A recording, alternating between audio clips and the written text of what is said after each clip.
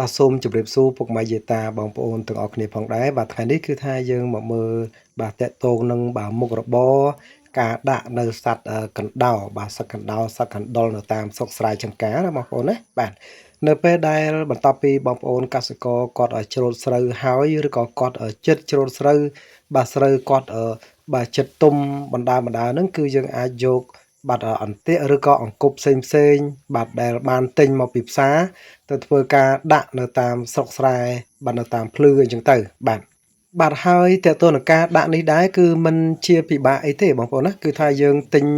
អង្គប់គេហៅថាអង្គប់វាយណាបាទអង្គប់វាយនៅតាមផ្សារចឹងទៅយកទិញយកមកដាក់មកបាទអត់មានប្រើចំណីប្រើអីទេបងប្អូនណាបាទហើយដូចនៅកន្លែងនេះគឺបានមួយទៀតហើយបងប្អូនណាបាទបានមួយគ្រឿងហើយបាទបានមួយក្បាលហើយគឺងាប់ស្ដោកតែម្ដងបងប្អូនគឺនៅពេលដែលយើងបានឃើញបាទផ្លូវកដោហ្នឹងបាទនៅតាមផ្លូវរបស់វាដែលវាដើរជាផ្លូវហ្នឹងបាទយើងទិញអង្គប់គេហៅអង្គប់វាយហ្នឹងបាទទិញយកមកយកមកដាក់បែបនេះបងប្អូនណាបាទនេះបាទគឺយើងអាចឆ្នៃអាកន្លែងចង្កឹះវាយើងដាក់ជាឈើទៅបាទដើម្បីឲ្យវាអត់ដឹងថាកន្លែងហ្នឹងជាឈើជាអីចឹងទៅវាដើរជន់ឈើហ្នឹងគឺអង្គប់ហ្នឹងគឺវាយឲ្យវាតែម្ដងបាទហើយជាទូទៅគឺអង្គប់បែបនេះគឺដាក់បានជាប្រភេទកដោល្មមទេបងប្អូនណាបាទបើសិនបើជាកដោប្រែងកដោធំគឺដាក់មិនចប់ទេបើវាយវាបានទេបាទហើយនេះគឺថាបានមួយក្បាលទៀតហើយបងប្អូនបាទគឺថាស្រុកស្រែចម្ការបងប្អូនណានៅក្នុងខេត្តបាត់ដំបងបាទគឺបន្ទាប់ពីស្រូវស្រែបាទស្រូវរបស់បងប្អូនប្រជាកសិករប្រភេទស្រូវ3ខែហ្នឹងគឺបាទចិត្តប្រមូលផលគឺសម្បូរកដោបាទសម្បូរសัตว์កដោនៅតាមភ្លឺបាទនៅតាមភ្លឺអញ្ចឹងយើងអាចឆ្នៃជាกระดาษ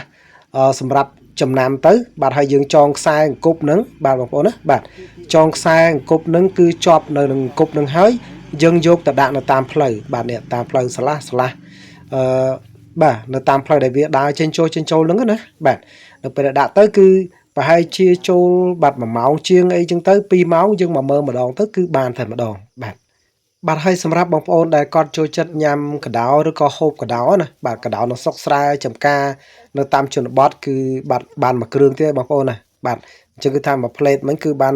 4-5ក្បាលដែរបងប្អូនបាទគឺទៅតែដាក់បានប្រហែលជាចូលបាទ1ម៉ោងជាងទេបាទដាក់បាន1ម៉ោងជាងឥឡូវនេះគឺបាន4-5ក្បាលហើយគឺនៅច្រើនកន្លែងទៀតបងប្អូនណាបាទហើយបងប្អូនទាំងអស់គ្នាបាទពេញចិត្តវីដេអូការថតសត្វឬក៏ដំណើរកំសាន្តផ្សេងបាទពី Channel SB Report បាទកុំភ្លេចជួយចុចពាក្យថាជីវបាទ Subscribe Like និង Share បាទឥឡូវបានមួយក្បាលទៀតហើយបងប្អូនណាបាទនេះមួយក្បាលទៀតងាប់ស្ដោកតែម្ដងបាទ1ម៉ោងជាងគឺងាប់ហើយបាទជួនកាលអង្គប់នោះគឺវាវាយត្រូវជើងត្រូវខ្លួនបាទពេលខ្លះវាវាយត្រូវក្បាលត្រូវអីចឹងទៅហើយភាគច្រើនគឺងាប់តែម្ដងបាទហើយគឺយើងអត់ប្របាក់ប្រើនៅចំណីដាក់នៅចំណីអីទេបើយើងទិញអង្គប់មកពីផ្សារមកចងទឹកខ្សែឲ្យជាប់នឹងអង្គប់កុំឲ្យវាដល់ពេលដែលកដោនឹងជាប់វាបាត់ចឹងណាបាទ